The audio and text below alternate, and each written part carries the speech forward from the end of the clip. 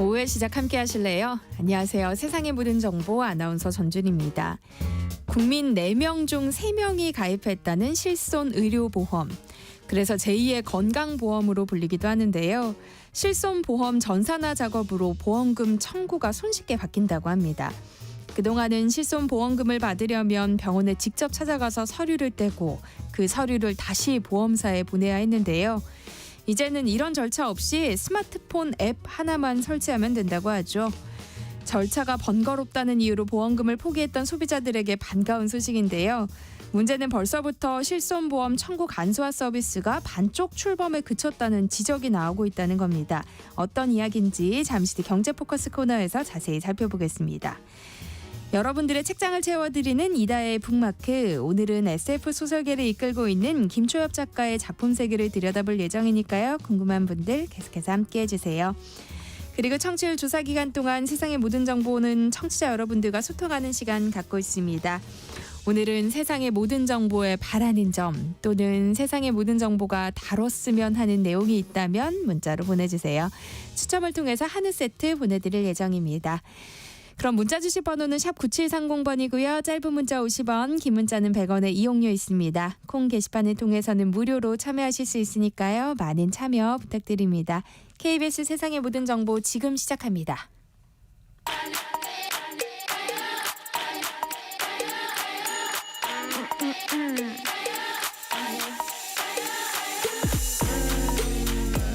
혹시 뉴스 빠뜨리셨나요? 한낮에 전해진 소식들 꼼꼼히 정리해드리겠습니다. 오늘의 뉴스 조현정 시사평론가와 함께합니다. 안녕하세요. 네, 안녕하세요. 네, 어제 일본에서는 우리나라로 치면 총선격인 중요한 선거가 치러졌는데요. 집권 여당인 자민당의 단독 과반은 물론 이 열린 여당과의 과반수 달성마저 실패했어요. 네, 이게 중의원 선거고요. 그러니까 하원이라고도 부르는 그 총선거였습니다. 자민당이 이번 선거에서 191석 얻었는데 중의원 자리가 전체 합쳐서 465석이거든요. 그럼 과반이면 233석인데 이거 달성 못한 거고요. 네. 이 연립정부 구성하는 공명당하고 주로 합쳐서 이렇게 하는데 그걸 합쳐도 과반 확보 실패를 했습니다. 합치면 215석인데 선거 전에 두 정당 합치면 279석이었거든요. 60석 넘게 빠진 거죠. 일본 자민당 하면은 우리가 봐도 그 일당 체제인 것처럼 독주를 해왔잖아요. 일본 정치는요. 지난 2012년에 이 자민당이 정권 탈환한 이후에 4차례 총선에서 매번 단독으로 과반 의석을 차지해 왔었습니다. 그러니까 일본이 의원 내각제니까 우리랑 달라서 총선에서 과반 의석 차지하는 세력이 정권을 잡는 건데 15년 만에 자민당이 이렇게 흔들리고 있는 거예요. 근데 이시바 총리 같은 경우에는 총리 선출되고 그 후광 효과 있을 때 그래도 좀 이겨보려고 선거까지도 급하게 앞당긴 건데 주된 요인 같은 경우에는 일단 그 자민당의 등을 돌린 게 물가가 높아가지고 실질 임금이 감소한 그런 서민들이 먹고 사는 문제가 주요했다 이렇게 볼 수 있겠고 특히 지금도 그 자민당의 그 과거 비자금 스캔들 파문이 있었죠. 그 여파로 해석하는 거에 가장 무게가 실리는데 실제로 이번 선거에서 자민당 파벌 비자금 사건에 연루된 46명 중에 28명이 줄줄이 낙선을 했어요.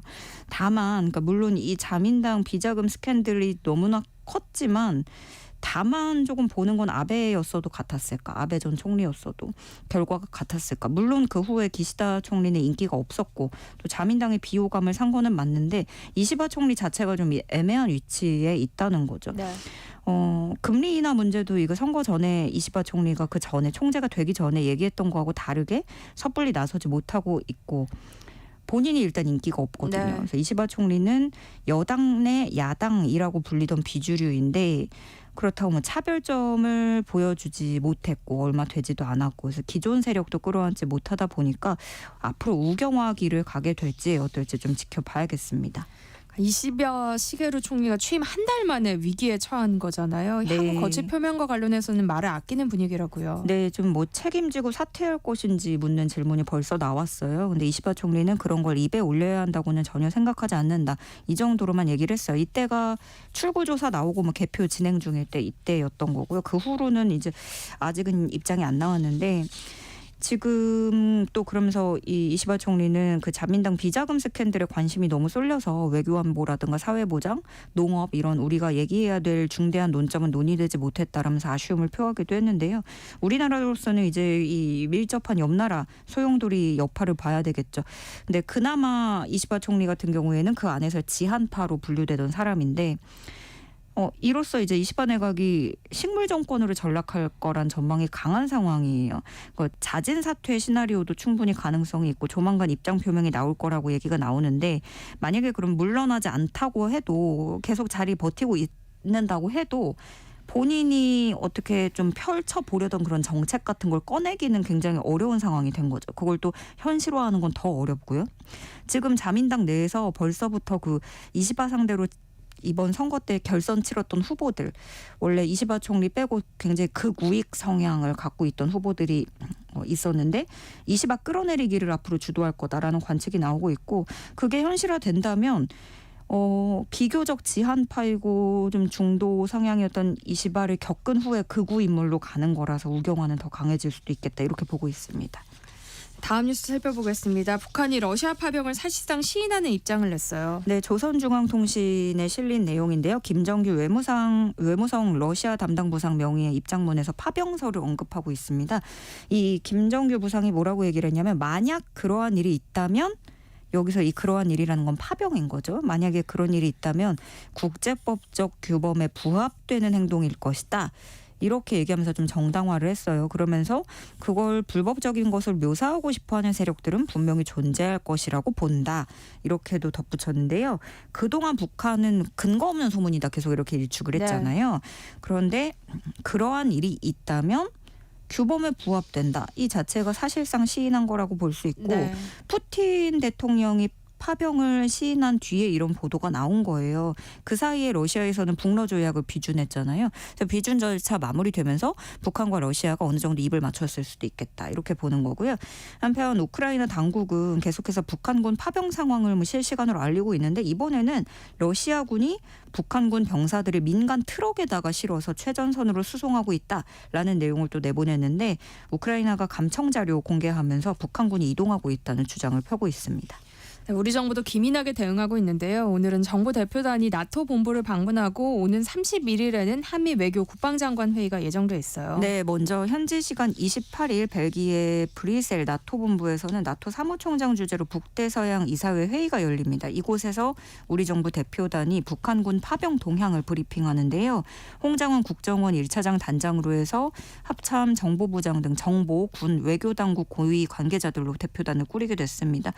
나토는 이날 우리나라뿐만이 아니라 일본, 호주, 뉴질랜드 등 인도태평양 4개 파트너국 대사 모두를 초청을 했거든요. 인도태평양 안보 파장을 고려해서 이 파병에 관해서도 공동 대응을 논의할 것으로 보여지고요. 또 대표단은 EU, 유럽연합 정치안보위원회에서도 관련 브리핑을 합니다. 그 다음으로 현지 시각 31일에는 미국에서 워싱턴 DC로 가는데요. 한미 양국이 제6차 외교 국방장관 회의를 개최하고 파병 대응 방안을 논의합니다. 여기에는 조태열 외교부 장관, 김용현 국방부 장관, 또 미국 측에서는 블링컨 국무장관, 오스틴 국방장관이 모이게 되고요. 이렇게 한미 외교 국방장관 회의는 3년 만에 개최가 됩니다. 우크라이나에 대한 한국의 무기 지원에 대해서도 논의될 가능성이 있고요. 조태열 외교장관은 이 미국에 가서 블링컨 장관과 또 별도로 회담을 할 예정이고 김용현 국방장관은 미국 펜타곤에서 오스틴 장관과 한미 안보협의 회의를 열고 군사 공조 방안도 추가로 논의하게 됩니다. 네. 그런데 국가정보원이 북한의 파병 증거를 공개하는 과정에서 위성 정보를 제공한 출처까지 노출에 논란이 되고 있다고요. 네, 이 내용은 한국일보와 민주당 박선원 의원실에서 내보낸 내용인데요. 앞서 국정원이 언론에 그 러시아 지역의 북한군 훈련 시설이라면서 위성 사진 2곳을 공개를 했어요. 그런데 네. 여기 이 2개 위성 사진 모두 국정원이 민간업체 에어버스에서 이거 사진 다 사들인 거거든요. 그러면서 보도자료 사진에 에어버스 이렇게 못 박아 두기도 했습니다. 되게 이례적인 거예요. 네, 우리 정부 위성으로 찍은 사진에는 어떤 표기도 없는데 에어버스에서 산 거에서는 이제 민간 출처를 박은 거죠. 근데 위성 정보 소스 공개한 건 이례적이고, 그래서 우리 정부는 그 이유에 대해서 전략적 기밀 해제라고 밝혔어요. 그러니까 경각심을 주기 위해서였다라는 건데 우리 다 보고 있으니까 선 넘지 말아라 이런 뜻이 있다는 거예요. 그렇지만 이게 또 출처를 공개해야만 경고가 되는 건 아니라고 보거든요. 그 위성 사진 공개만 해도 출처 없이 공개만 해도 우리 다 이거 파악했다라는 걸로 경고가 될 텐데 그 출처를 왜 이례적으로 공개를 했는지 얘기가 나오는 거죠. 그 출처가 노출되면 문제가 뭐냐면 북한과 러시아가 이거 어디서 입수했다는 걸 알잖아요. 그래서 또 그 위성을 피하기 위해서 더 용이해질 수 있는 것이고 결과적으로 우리가 들이는 그 추적 비용은 더 높아질 수 있다라는 지적이 나오고요. 그리고 전 세계적으로 계약할 수 있는 위성 업체가 많지도 않습니다. 그래서 부작용이 크다는 걸 또 인지를 하고 최대한 기밀을 유지했어야 됐는데 성급한 공개가 아니었느냐 이런 지적이 나오고 있습니다. 네, 이런 가운데 북한은 우리 측의 무인기를 평양에 침투시켰다는 주장을 계속 이어가고 있어요. 네, 이번에 국방성 대변인이 그 무인기 사건 최종 조사 결과를 발표하고 조선중앙통신이 그걸 보도를 했는데요. 그러니까 북한이 자체적으로 자기들끼리 분석을 한 거예요. 비행 조종 프로그램에 대해서 우리가 분석을 마쳤고 무인기는 남측인 백령도에서 이륙한 것이더라 이렇게 조사가 됐다 발표를 한 건데요. 이 내용을 노동신문에도 올렸습니다. 노동신문은 이제 북한 주민들이 보는 신문인 거죠. 거기에도 올려서 관련 그래픽도 실어서 비행 이력을 세세하게 표로 만들어서 공개를 했는데 10월 8일 밤 11시 25분 30초에 백령도에서 이륙을 해서 북으로 넘어왔다. 라고 북한은 그렇게 분석을 해서 주장을 하고 있는 거고요. 다음 날 새벽 1시 32분 8초에 외무성 청사, 새벽 1시 35분 11초에는 국방성 청사 상공에 대북 전단을 살포했다 이런 주장을 꺼내들고 있습니다. 여기서 그 북한이 공개한 지도 그래픽 보니까 백령도에서 이렇게 시작해서 서해상 그 바다 따라가서 올라가는 그런 그림이더라고요. 그래서 이런 데이터 근거로 해서 북한은 한국군의 도발이 여지없이 입증이 됐다 이런 주장을 펴고 있는 건데요. 그러면서 재발할 경우에 도발 원점은 우리의 가혹한 공세로 영영 사라지게 될 것이다 이런 위협도 했고요. 김여정도 따로 담화를 내고 입장 바꿔서 만약에 서울 상공에 무인기가 나타나는데 우리가 확인 못 해준다고 하면 한국이 어떤 반응을 보일지 궁금하다 이렇게 얘기하면서 마치 또 다른 방식의 추가 도발을 암시하기도 했습니다. 한낮의 교양 파트너 지금 여러분께서는 세상의 모든 정보와 함께하고 계십니다.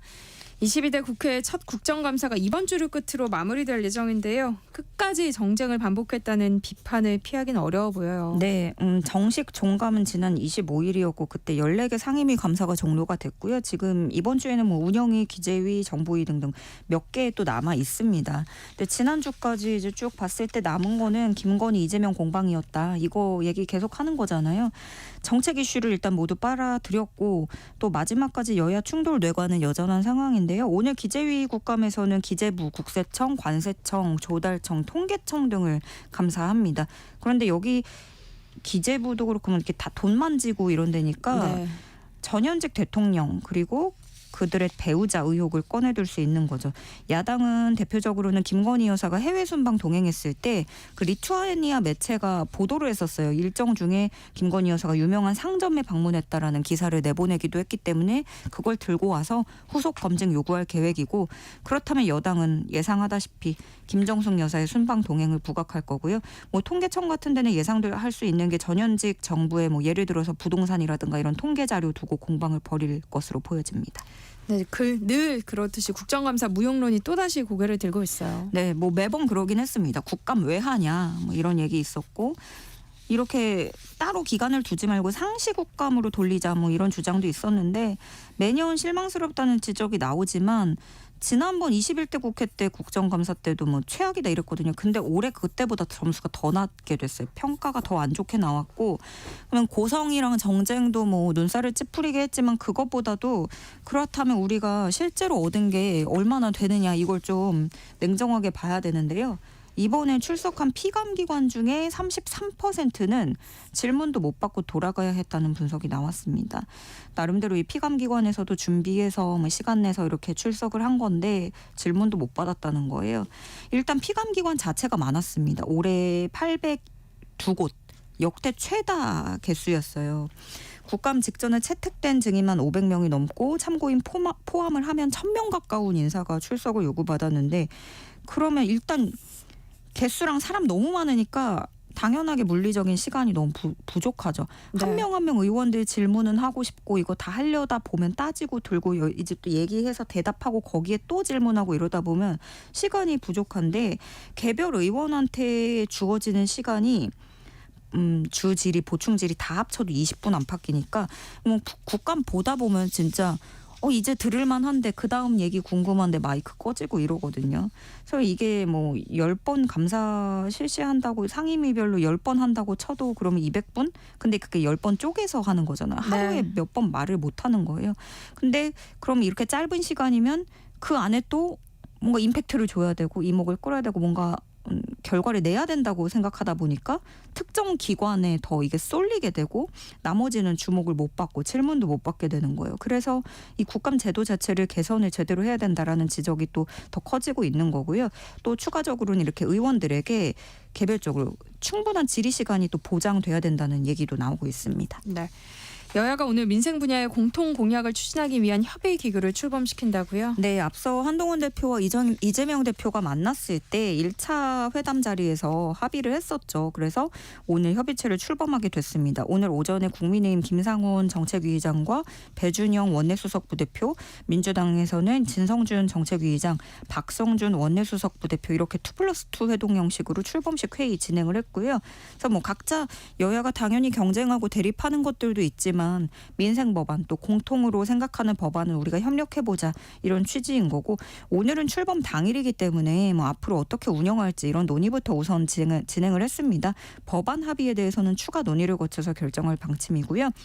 이로써 여야는 각각 자체적으로 자당에서 중점 민생 법안 추리는 작업을 들어갔는데요. 여당에서는 뭐 일가정 양립법이나 반도체 특별법, 지구당 부활 이런 것들을 중점 안건으로 올릴 것으로 보이고 민주당은 AI 산업, 자영업 소상공인 지원 방안 등에 대해서 고심을 하고 있다고 전해집니다. 네, 오늘의 뉴스 조현정 시사평론가와 함께했습니다. 고맙습니다. 네, 고맙습니다. 네, 세상의 모든 정보는 청취율 조사 기간 맞아서 여러분들과 조금 더 소통할 수 있는 작은 이벤트 이어가고 있습니다. 오늘은 세모정에 바라는 점 그리고 세모정이 다뤄주길 바라는 분야가 있다면 문자 보내달라고 부탁드렸죠. 휴대전화 끝자리 1537님은요. 세모정은 저의 성장 과정과 같은 방송이라 너무 좋습니다. 세상살이와 관련된 정보도 얻고요. 그걸 동료들과 소통하며 즐겁게 일하고 있어요. 세상의 모든 정보 오래오래 같이 했으면 합니다. 화이팅 하고 너무 따뜻한 문자 또 보내주셨어요. 2786님은요. 너무 유익한 방송입니다. 저는 환경에 관한 문제를 조금 더 다뤄줬으면 합니다. 일상생활에서 쓰레기 줄이는 법, 일회용품 사용하지 않기와 같이 바로 실천할 수 있는 정보들 많잖아요. 라고 또 좋은 의견 보내주셨네요. 콩으로 공성필님, 세모정 모든 정보가 다 있는데요. 한 가지가 빠졌습니다. 맛있는 점심 메뉴 추천 좀 해주세요. 매일매일이 고민입니다 하셨네요. 저희 방송 시간대가 또 점심시간대라서 이런 의견 보내주신 것 같아요. 또 6136님은요. 매일 잘 듣고 있습니다. 저는 추가했으면 하는 게 살림의 지혜 같은 거예요. 그런 노하우는 인터넷에 안 나오잖아요. 좋은 아이디어를 공유하면 도움이 될 것 같습니다 하셨네요. 또 청취자 모든 분들 오늘도 즐거운 하루 되세요 하셨어요. 감사합니다. 여러분 계속해서 문자 보내주세요. 저희가 추첨을 통해서 한우 세트 보내드리겠습니다. 참여하실 번호는 샵 9730번이고요. 짧은 문자 50원, 긴 문자는 100원의 이용료 부과됩니다. KBS 일라디오 세상의 모든 정보 함께하고 계신 지금 시각은 12시 38분입니다. 이 시각 교통정보 알아봅니다.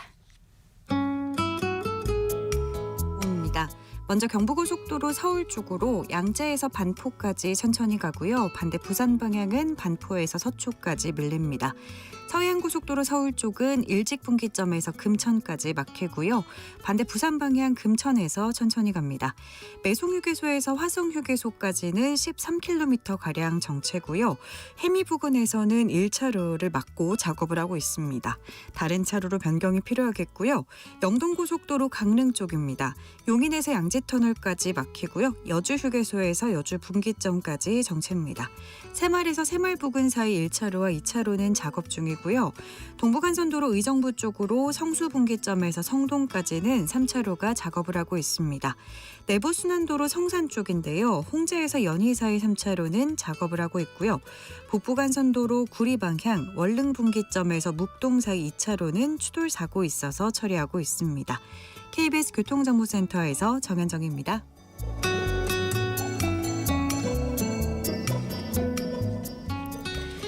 제2의 국민건강보험으로 불리는 실손보험에 큰 변화가 있습니다. 지난주 금요일 25일부터 시작됐는데요.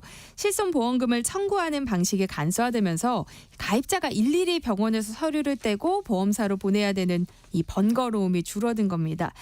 다만 벌써부터 반쪽 출범에 그쳤다 이런 지적이 나오고 있어요. 어떤 이야기인지 경제포커스 KBS 박준범 기자와 함께 알아보겠습니다. 어서 오세요. 김준범입니다. 네. 죄송해요. 네. 갑자기 제가 이런 날이 있네요. 죄송해요. 그래야 기억이 다 남죠. 좋습니다. 네, KBS 김준범 기자와 함께하겠습니다. 네.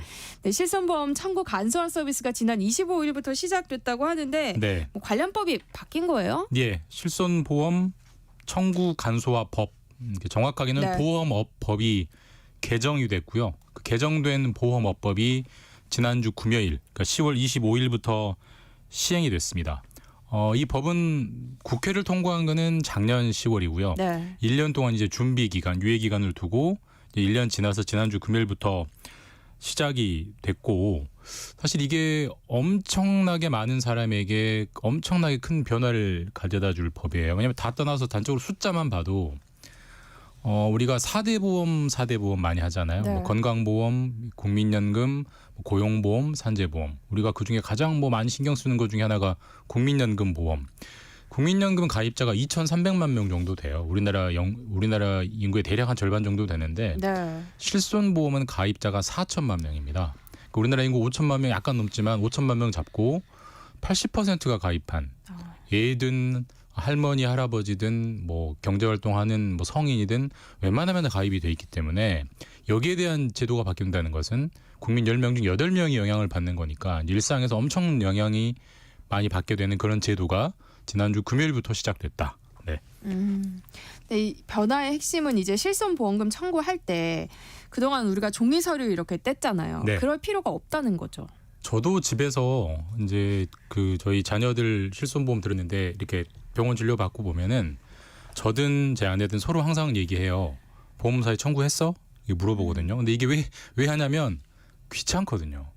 그러니까 이게 뭐 많이 청구해 보시는 분들 다 아시겠지만 기본적으로 뭐 진단서, 그다음에 네. 진료비 영수증, 그다음에 조금 복잡한 질환이면 뭐 진료비 세부 내역서, 입원이나 퇴원을 했으면 입퇴원 확인서 이런 걸 뗀 다음에 네. 종이로 뗍니다. 종이로 떼고 그거를 우편으로 보험사에 보내든지 아니면 스캔해서 이메일로 보내든지 아니면 네. 조금 뭐 편하게 하려면 사진 찍어서 보험사 앱으로 보낸단 말이에요. 네. 그러면은 서류가 30장이면 30번 사진을 찍어야 되는 그런 건데 그래서 아주 불편해요. 아까 4천만 명이나 가입돼 있지만 이렇게 불편한 걸 저희가 이거 20년 가깝게 해온 겁니다. 근데 그러다 보니까 분명히 실손보험금이 나올 수 있는 진료인데도 불구하고 청구를 안 하는 게 엄청나게 많습니다. 그게 실손보험 가입자들에게 한번 설문을 해봤더니 네. 10명 중 4명, 그러니까 40% 정도가 깜빡하고 넘어가는데 그냥 놔둬버렸다. 혹은 청구하지 않았다. 이런 답변을 하거든요. 그 가장 큰 이유가 귀찮음입니다. 그러니까 이게 귀찮은 걸 이젠 덜어주자. 왜 그렇게 지금 우리가 이렇게 IT가 발전한 나라인데 그걸 일일이 출력해서 우편으로 보내고 이메일 스캔해서 이메일로 보내고 사진을 찍어서 앱으로 일일이 전송하는 걸 하지 말고 병원과 보험사가 굳이 환자를 거치지 말고 너희들끼리 다이렉트로 서류를 주고받아서 나에게 돈을 주면 되지 않느냐. 네. 환자에게. 그거예요. 그 아이디어가 착안이 됐고 정말 진통 끝에 거의 통과돼서 이제는 그게 시작을 한 겁니다. 40%가 포기를 했다는 거잖아요. 그럼 그렇게 가입자들이 포기한 실손보험금이 다 합치면 어느 정도나 돼요? 그렇게 분명히 받을 수 있는 돈인데 안 받은 돈이 끌어모으면 대략 얼마나 될 것 같으세요? 대략. 모르겠어요. 작년에 3천억이 넘었습니다. 3천억 원. 그러니까 이건 거꾸로 얘기하면은 네. 보험사가 3천억 원을 번 거예요. 그렇네요. 당연히 줘야 되는 돈인데 가입자가 청구하지 않았던 이유로 아이고 잘 됐네 하고 안 준. 그런 돈이 이렇게 많다는 거기 때문에 이거는 국민 모두에게 모든 가입자에게 손해니까 이제 그걸 바꾸자는 법이 어쨌든 시행된 건 참 다행입니다. 네. 아마 3천억 가운데 저도 좀 있을 것 같거든요. 저도 좀 있을 것 같습니다. 네, 왜 이렇게 이 제도가 시행되기까지 시간이 오래 걸린 거예요? 얼마나 이게 걸린 거죠, 이게? 원인을 한마디로 따지면은 네. 보험업계와 의료업계, 그러니까 보험사와 의사들의 갈등 때문인데 네. 역사를 보면은 지금 이런 식으로 좀 속된 말로 정말 귀찮게 무식하게 청구하는 거는 이 IT 한국과 맞지 않다라는 지적이 나온 게 이미 2009년이에요. 그때 국민권익위원회, 국민의 권익을 지키는 정부 부처가 15년 전에 지적을 했어요. 근데 이제 국민권익위원회가 직접 법을 바꿀 수 있는 법은 아니고 아까 말씀드렸지만 보험업법이기 때문에 소관 부처가 금융위원회입니다. 그래서 금융위원회가 이 법을 바꾸는 데까지 무려 15년이 걸린 어마어마한 법입니다. 네. 그러면 이제는 뭐 실손보험 가입한 분들은 병원 진료 받은 이후에 아무것도 안 해도 자동으로 실손보험 나오는 거예요? 그러면 참 좋을 텐데 네. 조금은 뭘 하셔야 돼요. 그러니까 우리가 건강보험은 우리가 국민건강보험은 병원 가서 내가 낼 돈만 내면 나머지 정산은 건강보험공단이랑 병원이랑 알아서 하잖아요. 그쵸. 우리는 아무것도 안 해도 되잖아요. 그쵸. 근데 실손보험은 그 정도는 아니고 일단 앱을 하나 까셔야 돼요. 실손24 앱 어플리케이션을 핸드폰에 까시거나 혹은 휴대전화에 까시거나 아니면 실손24라는 웹사이트 홈페이지에 접속을 하신 다음에 거기에 접속을 하면은 내가 무슨 병원에서 무슨 진료를 받았고 진료비가 얼마나 나왔고 그 내역이 얼마인지가 다 떠요. 그 서류를 전송이란 단추를 하나 눌러줘야 돼요. 눌러주면은 내가 진료받은 병원에서 내가 가입한 보험사로 서류가 뿅 넘어갑니다. 그러니까 물론 단추를 누른다는 번거로움은 있습니다. 근데 아까 우편으로 보내고 사진을 찍어서 보내는 게 훨씬 편해졌어요. 그리고 이제 앱이라는 게 있기 때문에 아무래도 어린아이나 미성년자나 혹은 어르신들은 이거 일일이 깔아서 막 자기 본인 인증 받고 막 하기 어렵잖아요. 그래서 대리도 가능합니다. 그러니까 직계가족이면은 자녀분들이 대신 해줄 수도 있어요. 그래서 실손24라는 앱을 깔아서 이제 내가 보낼 병원이 맞는지 확인하고 금액이 맞게 나왔는지 확인한 다음에 전자전송 단추만 눌러주시면 됩니다. 물론 아무것도 안 하고 다 주면 좋겠지만 네. 그것보다는 못하지만 예전에 비하면 어마어마하게 편해진 거는 맞습니다. 네. 그래도 어쨌든 아직은 전송 버튼을 눌러야 한다는 절차는 남아 있는 거잖아요. 이게 소비자 편익을 위한다고 하면서 왜 굳이 이런 절차는 또 그대로 놔뒀을까 일단 싶거든요. 법적으로는 네. 실손보험은 가입자가 청구를 해야 보험금을 주게 돼 있어요. 그러니까 가입자가 청구한다는 의사표시를 뭔가를 해야 되잖아요. 그래서 전송이라는 단추를 누르게 만들어 놓은 거고, 근데 그것보다는 더 실질적인 이유는 네. 이게 이제 오늘의 핵심인데 아까 모두의 반쪽짜리 출범이라고 말씀해 주셨잖아요. 지금 정말 반쪽짜리 출범이어서 정말 헷갈리실 거예요. 이제 뭐냐면 아까도 말했지만 병원에서 보험사로 서류를 바로 보내주는 게 이 시스템인데 네. 일단 모든 서류가 다 가는 게 아니에요. 그러니까 어떤 서류는 전자적으로 가지는데 어떤 서류는 여전히 출력해서 스캔해서 혹은 사진 찍어서 보내야 됩니다. 그래서 네. 진단서나 진료비 영수증이나 그다음에 진료비 세부 내역서, 처방전까지는 파일로 전자로 전송이 돼요. 근데 진단서, 그다음에 입원 퇴원 확인서 이런 거는 종이로만 출력해 줍니다. 여전히. 그렇기 때문에 그러니까 진단서가 나올 정도로 조금 중한 질병, 네. 그러니까 입원을 할 정도로 조금 많이 아픈 질병은 여전히 종이 서류를 받아야 돼요. 그래서 일단 되는 서류가 있고 안 되는 서류가 있기 때문에 그걸 확인하라고 일단 실손24라는 앱을 한번 거치게 만들어 놓은 거고요. 그보다 더 중요한 거는 우리 주변에 무수히 많은 병원이 있잖아요. 조그만 동네 병원부터 정말 아플 때 가는 큰 대학병원까지 그 병원들이 지금 되는 데가 있고 안 되는 데가 있어요. 그래서 진짜 반쪽짜리 출범인데 지금 전국의 모든 병원을 다 따지면은 한 2만 곳 정도가 있습니다. 그중에 이걸 크게 병상이 30개 이상인 조금 큰 병원과 병상이 30개 미만인 이른바 동네 병원으로 나누면 현재 지난주 금요일부터는 병상이 30개 이상인 조금 큰 병원만 이 법을 시행하는 겁니다. 병상이 30개 미만인 조금 작은 병원, 동네 병원은 내년 10월에 시행을 해요. 그러니까 일단 거기서 한 현재 병상 30개 이상이어서 이미 대상이 된 병원만 추리면 한 7천 곳 정도 돼요. 그중에서 7천 곳이 다 되냐? 그것도 아니고 7천 곳 중에서도 지금 우리가 아는 뭐 서울대병원, 뭐 아산병원 등등등 대학병원, 이게 이제 법적인 용어는 상급 종합병원인데요. 네. 거기서는 완벽하게 다 됩니다. 거기서는 앞으로 이제 진료비 영수증, 뭐 진료비 세부 내역서, 처방전 이런 건 종이로 안 뽑으셔도 돼요. 그냥 바로 전자전송하시면 되는데 대학병원은 아니고 조금 큰 병원, 그러니까 우리 동네에 꽤 큰 병원이지만 대학병원은 아니야. 이게 상급이 아니라 그냥 종합병원인데 여기는 60%만 됩니다. 그리고 동네 소아과나 뭐 동네 무슨 내과보다는 좀 크지만 그렇다고 건물로 치면 한 2, 3층 정도 되는 그러니까 병실도 좀 있는데 그러니까 그냥 일반 병원 네. 여기는 한 20%만 돼요. 그러니까 이런 식으로 동네 병원은 아예 안 되고요. 조금 큰 병원은 한 20%만 되고 그거보다 조금 큰 종합병원은 한 60% 되고 정말 큰 대학병원은 100% 되는 이런 식으로 되는 병원 안 되는 병원이 다 달라요. 너무너무 헷갈리게 돼 있는데 네. 현실이 지금 그렇습니다. 그래서 내가 되는 병원 안 되는 병원인지를 모르기 때문에 일단은 병원에서 진료를 받고 나서 여기 실손보험 간소화되어 물어보시고 네. 된다고 하면은 실손 24로 청구를 하시면 되고요.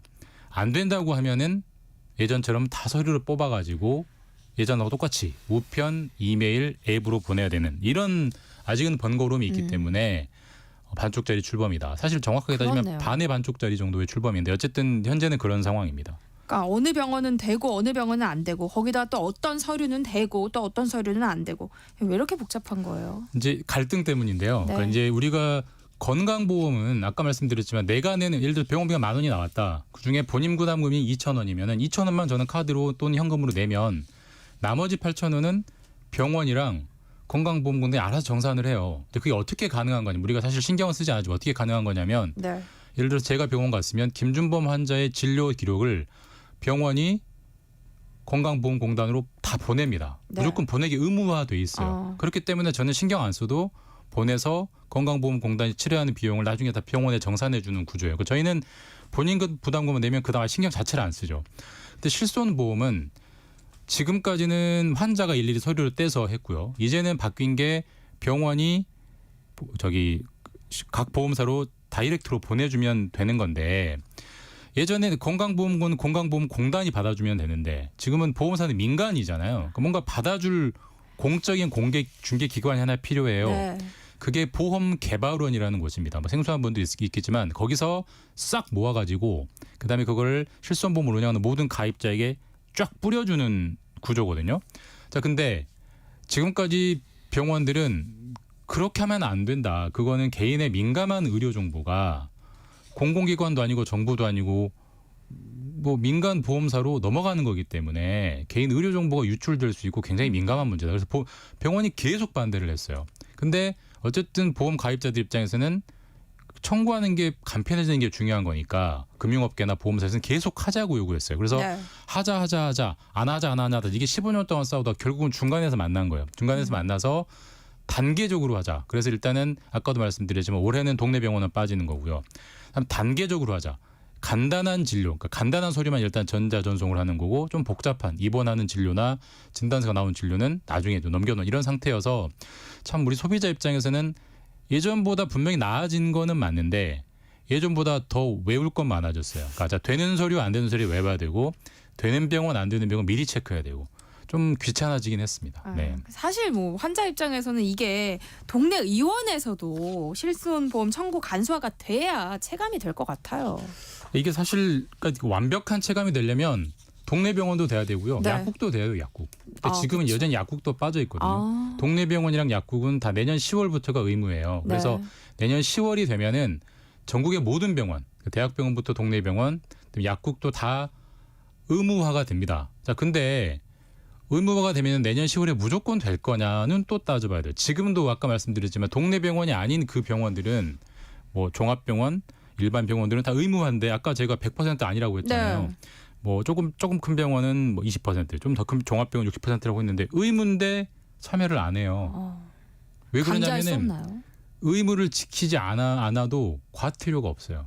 그러니까 처벌 조항이 없는 의무예요. 그러다 보니까 아까도 말씀드렸지만 병원들 계속 하기 싫어했거든요. 근데 지금 법이 시행되니까 억지로 끌려는 가고 있는데 의무가 아니기 때문에 참여가 굉장히 더딥니다. 정부에서도 강제를 못하고 권고만 하고 있고 물론 이건 제 생각에는 시간 문제일 겁니다. 왜냐하면 환자 입장에서 똑같은 질병인데 어떤 병원은 실손보험 청구 간소화로 해주고 어떤 병원은 서류로 떼가라고 하면 당연히 편리한 병원으로 가지 않겠어요. 네. 점점 시장의 선택에 따라서 점점 갈 거고 병원들도 그래서 결국은 의무화에 참여는 하겠지만 어쨌든 법은 의무화가 됐는데 이 정작 실제로 의무화되는 속도는 상당히 더딜 것이다. 이 이유는 보험업계와 의사의 고질적인 갈등에 있다. 이렇게 보시면 됩니다. 네, 김준범 KBS 기자와 함께했습니다. 고맙습니다. 감사합니다.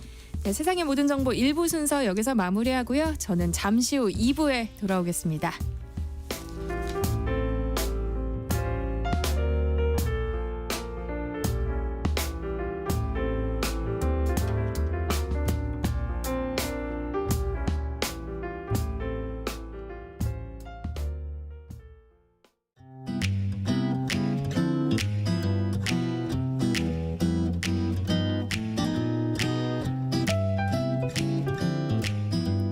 안녕하세요. 바른말 고운말입니다. 우리말에는 글자의 모양이 같은데도 어떤 것은 예사소리로 발음하고 또 어떤 것은 된소리로 발음해서 그 뜻이 달라지는 단어들이 있습니다. 우리말 속담에 잠자리 날개 같다라는 말이 있는데 이것은 천 따위가 속이 비칠 만큼 매우 얇고 고음을 비유적으로 이르는 말입니다. 예를 들어 모시는 얇은 망 같기도 하고 발이 고운 천 같기도 한 느낌을 줘서 잠자리 날개에 비유할 수 있겠죠. 그런데 이것을 잠자리 날개 같다라고 하면 전혀 뜻이 통하지 않는 이상한 말이 되고 맙니다. 잠자리라고 표기하는 단어의 경우에 잠자리로 발음하면 이것은 여름이나 초가을에 볼 수 있는 곤충을 가리키는 말로 단일 명사입니다. 그런데 잠자리라고 발음하면 그때는 명사 잠과 명사 자리가 합해서 이루어진 복합 명사로 잠을 자는 자리라는 뜻입니다. 곤충의 일종인 잠자리와 관련된 속담으로 잠자리 나는 듯이라는 말이 있는데 이는 잘 차려입은 여자의 모습을 비유적으로 이른 말입니다. 또 잠자리 부접대듯 한다라는 속담도 있습니다. 이 말은 일을 할 때 오래 지속하지 못함을 비유적으로 이르기도 하고 붙었다가 금방 떨어짐을 비유적으로 이르기도 합니다. 지금까지 바른말 고운말 이윤정이었습니다.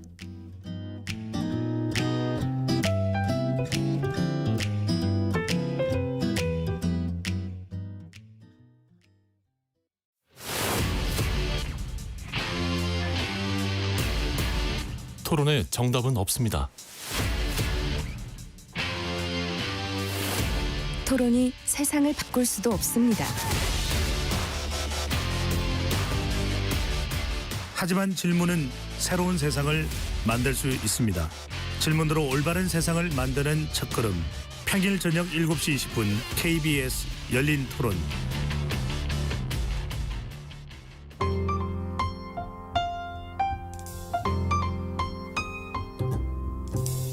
어떤 하루 보내고 계신가요?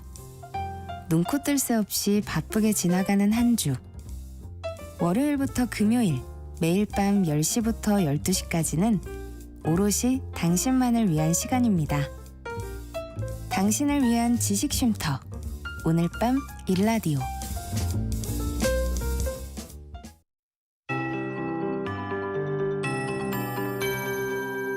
KBS 58분 날씨.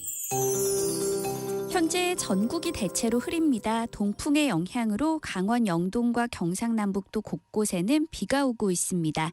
앞으로 충북 남부와 전남 해안으로 비가 확대되겠고요. 내일 아침까지 예상되는 비의 양은 강원 영동이 최고 60mm, 경상남북도와 전남 해안은 5에서 10mm 정도가 되겠습니다. 그 밖의 지역은 오늘 종일 흐린 가운데 빗방울이 떨어지는 곳이 있겠습니다. 한편 지금 인천과 충남 지역은 초미세먼지 농도가 나쁨으로 나타나고 있습니다. 대기가 정체돼 있는 서쪽 지역을 중심으로 오후에 공기가 다소 탁한 곳이 있겠습니다. 한낮 기온은 서울과 부산, 광주, 제주 21도, 대전 20도, 대구 18도, 강릉 15도 등으로 대부분 어제보다 1, 2도 정도 높겠지만 동해안 지역은 어제보다 낮겠습니다.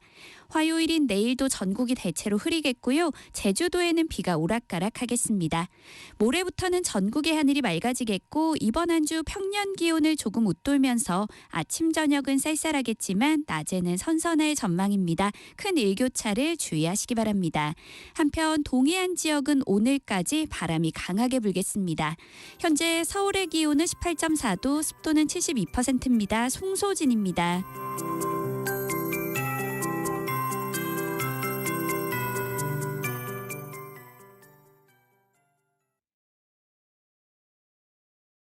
정성을 다하는 국민의 방송 KBS가 한시를 알려드립니다. AM 711kHz, FM 97.3MHz, KBS 1라디오입니다. HLKA.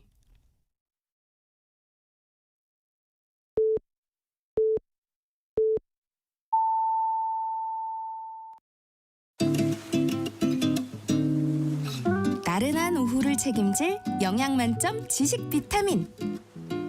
세상의 모든 정보.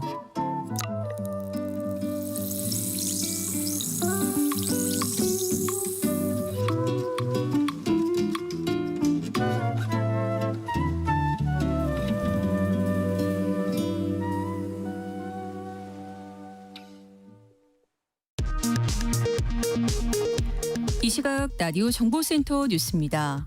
국민의힘과 더불어민주당이 민생 공통공약 추진협의회를 출범시켰습니다. 여야는 북한의 러시아 우크라이나 전쟁 파병과 관련된 대북 정책을 두고 공방을 벌였습니다. 올해 30조 원 가까운 세수 결손이 예상되는 가운데 정부가 모자란 돈 중 절반가량은 기금에서 빌리고 지자체와 교육청에 내려보낼 돈도 줄이겠다고 발표했습니다. 지상철도를 지하화하고 기존 부지를 개발하는 철도 지하화 통합개발 사업에 서울, 부산 등 지자체 5곳이 제안서를 냈습니다. 정부는 오늘 12월 1차 대상 사업을 선정합니다. 북한은 평양에 추락한 무인기를 분석한 결과 서해 백령도가 이륙 지점임을 확인했다며 서울에 무인기가 출현하면 어떤 반응일지 궁금하다고 밝혔습니다. 우리 군은 북한의 발표는 일방적 주장이라고 반박했습니다. 지금까지 라디오 정보센터 뉴스 정한나였습니다.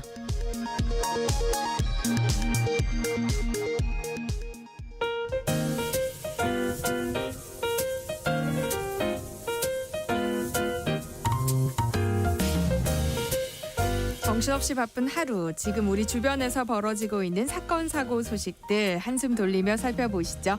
하프타임 뉴스 임선우 뉴스캐스터와 함께합니다. 안녕하세요. 안녕하세요. 네, 어제였죠. 전국 버스터미널에서 매표와 발권이 안 돼 시민들이 큰 불편을 겪었어요. 네, 특히나 사람이 많이 몰리는 일요일 벌어진 일이라 시민들의 불편이 더 컸는데요. 발권 시스템을 운영하는 티머니 전산망이 문제였습니다. 이 장애로 서울 고속터미널을 포함해 전국 버스터미널 140여 곳에서 매표와 발권 업무가 중단됐는데요. 창구, 무인 발권기 할 것 없이 티머니 앱으로 승차권을 샀다가 앱이 먹통이 돼 표를 다시 사러 온 사람들로 긴 줄이 늘어서기도 했습니다. 승객들이 고속버스와 시외버스 좌석을 예매할 때 사용하는 티머니고 앱도 멈췄는데요. QR코드 확인과 결제가 막히면서 앱 대기 인원만 10만 명을 넘기기도 했다고 하네요.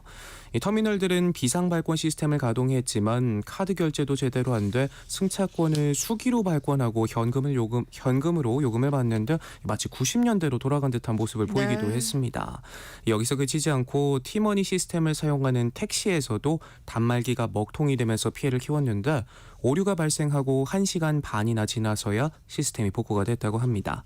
티머니 측은 전산센터의 네트워크 장비 오류로 시스템 장애가 발생했다며 피해에 대한 보상안을 마련하겠다고 밝혔습니다. 택시 기사님들도 당황하셨을 것 같아요. 네. 근데 이런 일이 있을 때마다 시스템 하나의 오류가 얼마나 큰 영향을 미치는지 새삼 느껴져요. 네, 요즘은 이 스마트폰 어플로 웬만한 건 다 할 수가 있잖아요. 편리하기도 하지만 이번 사태도 그렇고 앱에 지나치게 의존하는 시스템의 구조적 문제가 종종 나타나곤 합니다. 3년 전이었죠. 이 KT 인터넷 장애 사태 기억하시는 분들 많이 계실 거예요. 당시 전국적으로 인터넷 사용이 중단되면서 이 자영업자들은 결제 시스템을 사용할 수 없어 매출에 큰 타격을 입기도 했었죠. 또 원격 근무와 수업을 하던 직장인, 학생들도 업무와 학업에 차질을 빚었었는데 고작 1시간이 채 안 되는 시간이었지만 사회적 혼란으로 그 대가는 참 컸습니다. 네. 이 때문에 전문가들은 이번 사태를 계기로 앱과 같은 디지털 시스템의 안전성 확보와 대비책 마련이 중요하다 입을 모으고 있습니다. 특히 주요 대중교통 시스템의 경우 이 예기치 못한 오류가 생길 때 시민들이 대응할 수 있도록 대체 결제 수단이나 예비 시스템을 마련할 필요가 있다 강조하고 있습니다.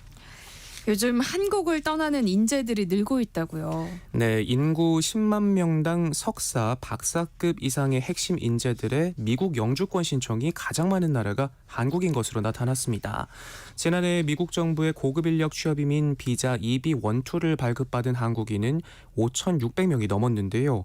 가족에게도 영주권이 주어지는 만큼 4인 가족이라고 가정했을 때 최소 1,400명에서 1,500여 명의 최고급 두뇌가 미국으로 빠져나간 겁니다. 네.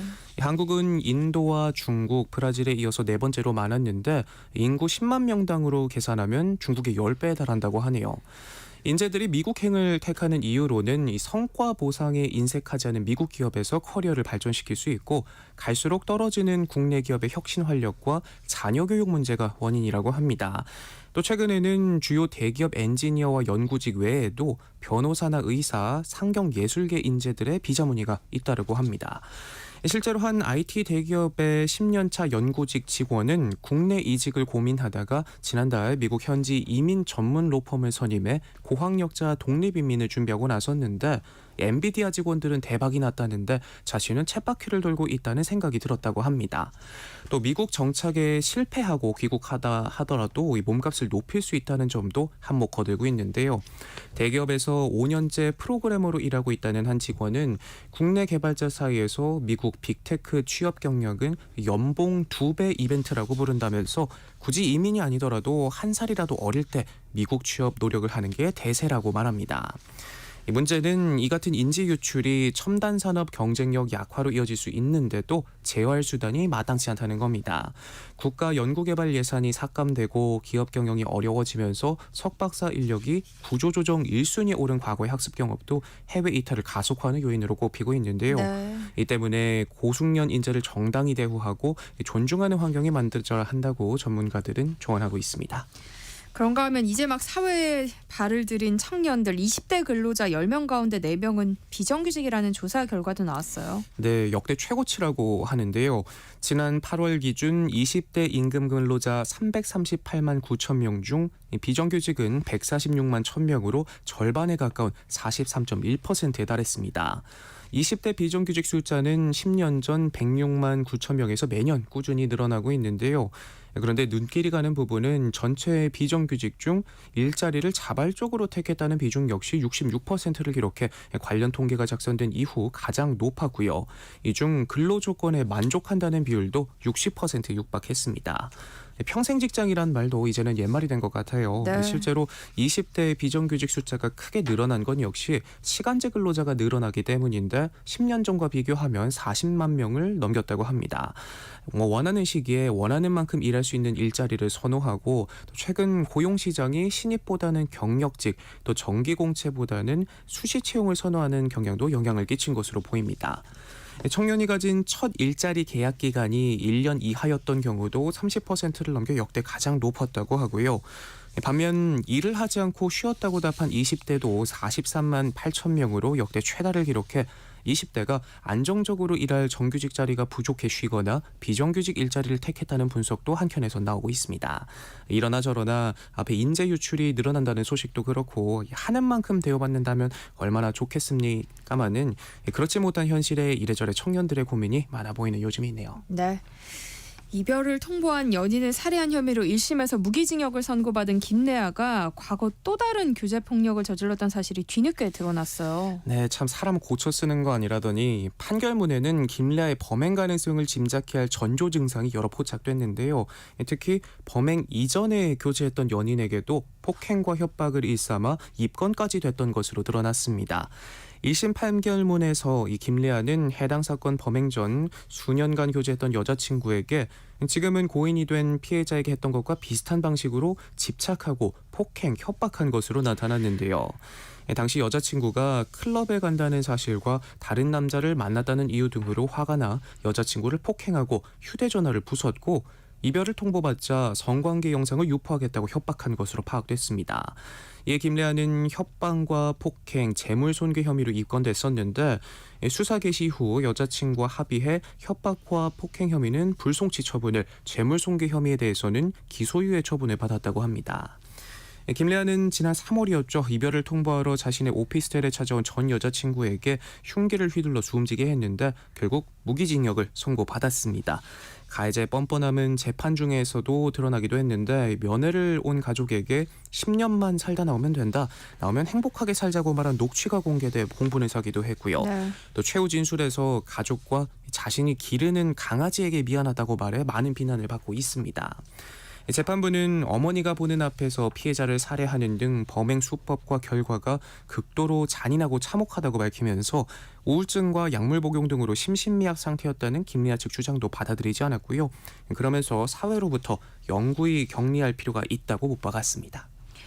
요즘 전국 각지에서 많은 축제들이 열리고 있는데요. 지난 주말에는 경북 김천에서 김밥 축제가 개최됐는데 문전성시를 이뤘다고요. 네, 주말 사이 제1회 김천 김밥 축제가 열렸는데요. 뜬금없이 웬 김밥인가 싶으실 텐데 MZ세대를 대상으로 김천 하면 떠오르는 이미지를 물었더니 김밥 천국이라는 답변이 많아서 축제를 기획했다고 합니다. 네. 참 참신한데요. 축제가 열리기 전부터 각종 SNS에선 참신한 아이디어라며 화제가 됐고 또 실제 뚜껑을 열어보니 반응은 기대 이상으로 폭발적이었다고 합니다. 김천시는 애초 2만 명이 방문할 것으로 예상했지만 5배에 달하는 10만 명이 몰렸다고 하네요. 네. 그런데 문제는 김밥 축제에 김밥이 동이 나버렸다는 겁니다.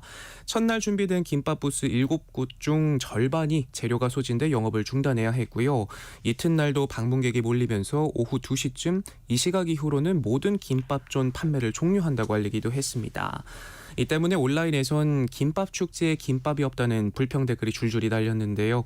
누리꾼들은 2시간 기다려 김밥 하나 겨우 먹었다. 방문 인원에 비해 운영되고 있는 키오스크 수가 너무 적었다.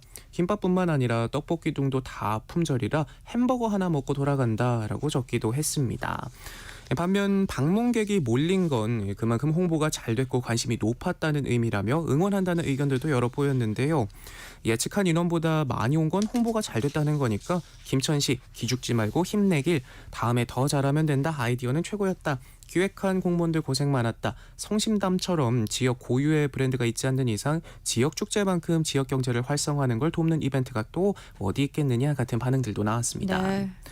김밥 싸서 소풍 가는 것처럼 부담 없는 축제로 컨셉을 잡은 이번 축제 현장에선 오다니 김밥 등 김천 유명 김밥집의 김밥과 김천 특산품인 호두와 자두, 흑돼지 등을 넣어 만든 김밥을 선보이기도 했고요. 누가 더 맛있게 김밥을 마는지 대결하는 김밥 쿠킹 대회, 또 노래에 김밥을 부른 가수 자두의 초청 공연도 진행됐다고 하네요.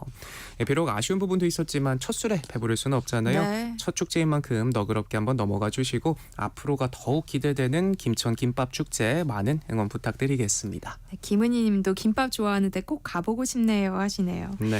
네, 유명 연예인들이 출국할 때 팬들이 몰리면서 혼잡한 상황이 이어지자 인천공항이 대책을 내놨었죠.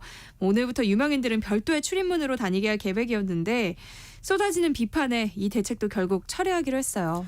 네, 인천공항의 이른바 연예인 출입문 얘긴데요.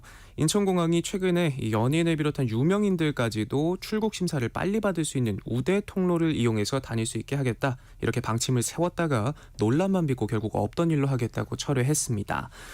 지난 7월이었죠. 배우 변우석 씨가 고용한 사설경호 업체가 연예인을 지키겠다며 공항 출입문을 임의로 막는가 하면 심지어 면세구역까지 들어가서 라운지를 이용하려는 다른 승객들의 여권을 검사하고 사진을 찍지 말라며 사람 얼굴에 조명을 비추는 상식 밖의 행동으로 빈축을 샀었습니다.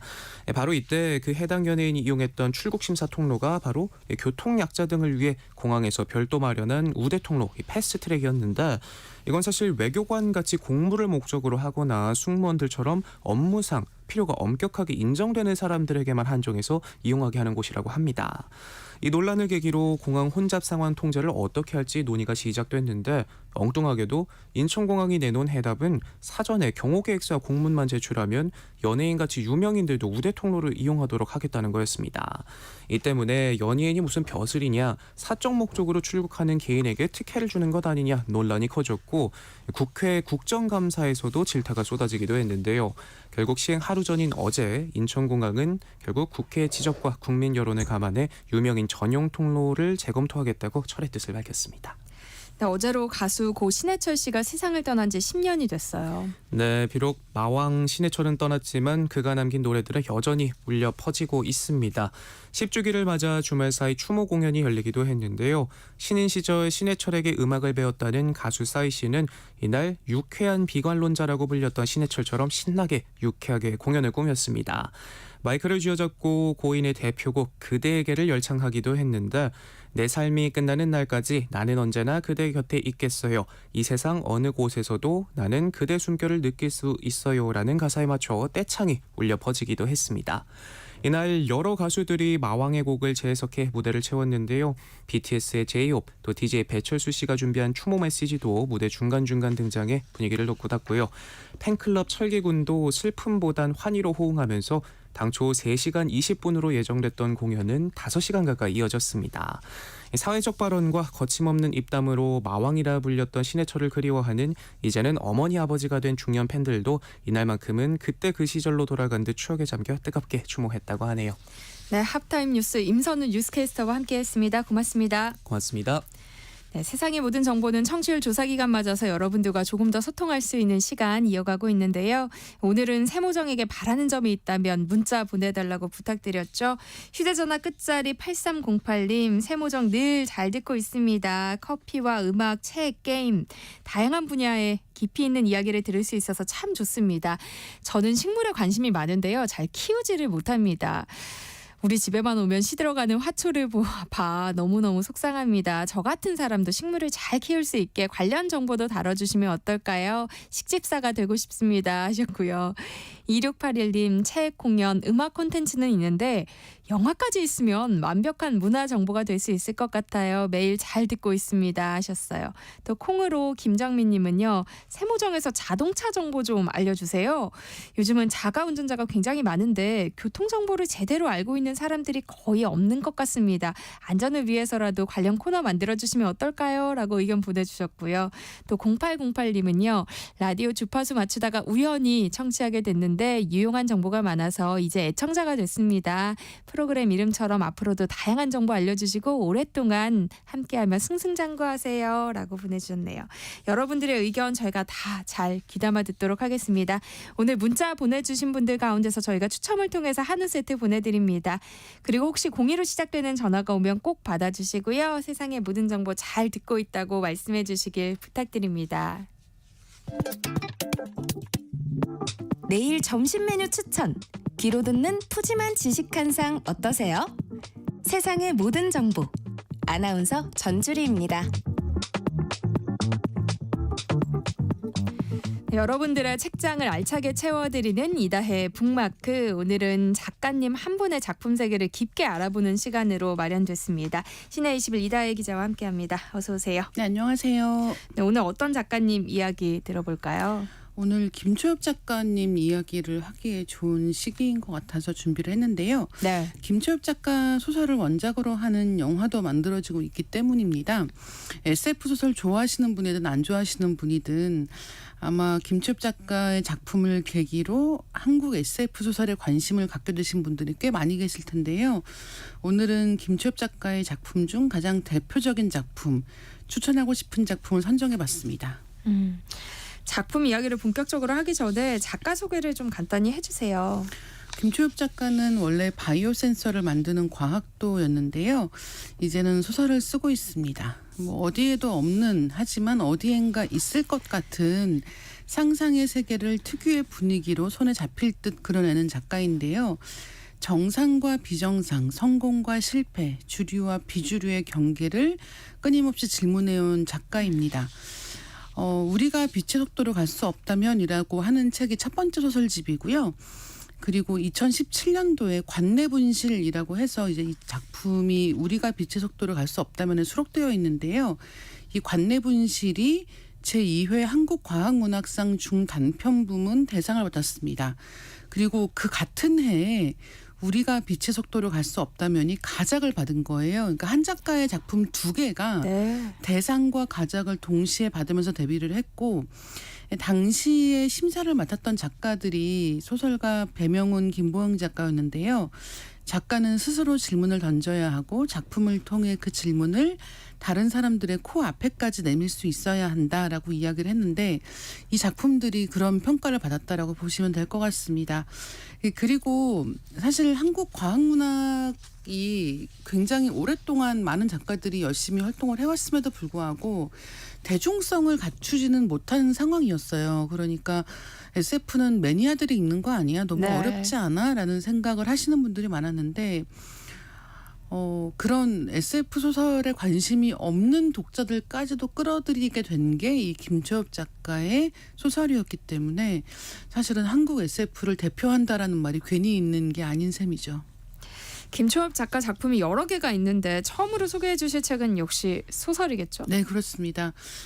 조금 전에 잠깐 소개를 드렸는데요. 한국과학문학상 중단편 부문 대상을 받은 관내분실 그리고 가작을 수상한 우리가 빛의 속도로 갈 수 없다면이 다 수록되어 있는 단편집입니다. 우리가 빛의 속도로 갈 수 없다면, 줄여서 우빛속이라고 많이 부릅니다. 이 작품집은 2019년도에 제43회 오늘의 작가상을 받기도 했고요. 많은 분들로부터 꾸준하게 사랑받는 김초엽 작가의 대표 단편들이 모여있는 그런 소설집이에요. 김초엽 작가의 데뷔작 관내분실도 여기 수록작이죠. 네, 그렇습니다. 어떤 내용이에요? 관내분실이라고 하는 이야기의 주인공은 이제 임신을 한 여성입니다.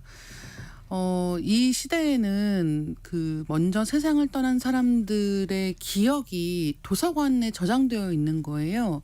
그래서 도서관에 가서 자기가 원하는 사람의 기억을 끄집어내서 간단한 대화 정도는 나눌 수 있는 이런 기술이 개발되어 있는 상황입니다. 그러니까 어떻게 보면 굉장히 좋은 거잖아요. 네. 우리가 사랑하는 사람들과 이별한 다음에 그들과 대화할 수 있게 도서관에 다 기억이 메모리가 보관되어 있다라는 겁니다. 그래서 이제 이 임신한 여자 주인공이 거기에 가서 자기 엄마의 기억을 찾으려고 하는 거예요. 근데 문제는 이 엄마의 기억이 관내분실되었다고 합니다. 관내분실이 뭐냐면 도서관 안에 책이 있는데 없는 거예요. 그러니까 기록상인 책이 있는데 있어야 하는 자리에 책이 없는 겁니다. 네. 그러니까 보유는 하고 있되 찾을 수는 없는 상황인 거예요. 그래서 이 관내분실된 엄마의 기억과 관련해서 이 주인공이 엄마와 어떤 관계였는지, 사실은 그렇게 원만한 관계가 아니었던 거예요. 엄마는 굉장히 딸에게 집착을 많이 하는 사람이었고 이 딸은 엄마로부터 벗어나고 싶어하는 사람이었습니다. 그리고 거기에는 여러 가지 이유가 있는 거죠. 근데 우리가 왜 엄마하고의 관계는 엄마라고만 생각하잖아요. 그러니까 나를 낳아준 사람이고 우리 가족에서 굉장히 중요한 사람이지만 동시에 나를 돌보는 사람으로서 엄마라고 부르는 것 외에 엄마가 뭐 좋아하는지, 어떤 책 좋아하는지, 그다음에 뭐 어떤 이야기 좋아하는지, 어떤 스타 좋아했는지 이런 거 안 물어보지 않습니까? 네. 그러니까 잘 모르는 거예요. 그리고 심지어는 엄마가 어떤 일을 하고 있었는지에 대해서도 모르는 경우가 많단 말이죠. 이 주인공도 마찬가지입니다. 그러니까 엄마하고의 대화, 기억에 남아있는 대화는 옥신각신한 대화밖에 없고, 그런데 엄마가 남긴 유품들을, 그러니까 이 관내분실된 엄마의 기록과 관련해서 정보를 찾기 위해서 이 엄마가 남긴 유품을 보다가 엄마가 옛날에 일을 했다는 걸 알게 되는 거예요. 직장을 다녔었고 그때 엄마가 어떤 사람이었는지를 알게 됩니다. 그러니까 엄마가 자기와의 관계가 불편했던 이유들 중에는 아이를 낳은 다음에 일을 그만두고 우울증이 있었고, 이제 그런 것들이 꽤 긴 시간 동안 엄마를 괴롭혔는데, 문제는 이 주인공은 그런 엄마의 전사를 다 알 수가 없잖아요. 네. 아이 입장에서는. 그러니까 결과적으로 변해버린 엄마의 모습만을 기억하고 있었던 거죠. 이제 그런 상황에서 엄마의 이 잃어버린 메모리를 찾을 수 있을 것인가 없을 것인가를 두고 이야기가 마지막으로 흘러가게 됩니다. 굉장히 많은 생각을 하게 만드는 이야기예요. 네. 단편이기 때문에 굉장히 금방 읽습니다. 근데 이 관내분실이라고 하는 테마 자체가 좀 특이하잖아요. 그러니까 책이 있긴 있는데 어디 있는지 모른다라고 얘기하는 것 자체가 어떻게 보면은 아이와의 관계를 맺고 싶지만 맺을 수 없었던 어떤 엄마의 깊은 마음 같은 것들을 알게 만드는 데가 있고, 기술이 많이 발달한다고 해서 우리가 사람의 마음을 알 수는 없단 말이에요. 하지만 그 근처까지는 갈 수 있지 않을까라는 여러 가지 생각을 하게 만들기 때문에 이 이야기를 읽고 나면 너무 복잡한 마음이 드는 거죠. 일단은 SF이기 때문에 할 수 있는 이야기다. 너무 멋지다라는 생각이 드는 동시에 이건 SF가 아니어도 누구에게나 울림이 있는 이야기인 거예요. 그래서 김초엽 작가의 작품을 좋아하시는 분들은 바로 이런 점 때문에 김초엽 작가의 이 소설 세계에 빠져드는 건데요. 일단은 과학적 지식이 많지 않다고 해도 충분히 이해할 수 있는 방식으로 소설 속에서 설명을 하고 있고요. 그런 다음에 그 이야기의 가장 본질적인 측면에서는 미래나 과거나 현재 언제나 공감할 수 있는 이야기들을 하기 때문에 읽다 보면은 마음이 뭉클해지는 대목들이 굉장히 많고 네. 사실은 우시는 분들도 많이 계시죠. 네. 수록된 작품 가운데 영화화되는 작품도 있다고요. 우리가 빛의 속도로 갈 수 없다면에 실려있는 스펙트럼이라고 하는 작품이 영화화가 되는데요. 벌새를 연출한 김보라 감독이 이 영화를 지금 영화화하고 있습니다. 사실은 이 김치엽 작가의 스펙트럼과 김보라 작가의 만남이라고 하는 게 많은 분들께 굉장히 기대를 모으는 그런 것이었는데요. 사실은 이 작품 속에 나오는 그는 놀랍고 아름다운 생물이다라는 말이 있어요. 이게 이 소설 속에는 빛으로 자기 감정을 표현하고 인식하는 그런 루이라고 하는 존재가 나오거든요. 그러니까 우리가 언어를 사용해서 대화를 하는 것과 비교했을 때 빛을 사용한다라고 하는 게 굉장히 독특한 설정이라고 생각하시면 될 것 같고요. 이런 점들을 통해서 SF가 아니면 할 수 없는 이야기라고 하는 세계가 얼마나 폭넓게 있는지를 알아갈 수 있는 그런 작품이라고도 할 수 있을 것 같습니다. 일단은 영화화가 되고 있기 때문에 많은 분들이 기대를 하고 계실 텐데 저도 기대하고 있거든요. 영화화가 되고 나면 아마 소설을 다시 한번 읽어보고 싶어 하시는 분들도 많아지지 않을까 생각하고 있습니다.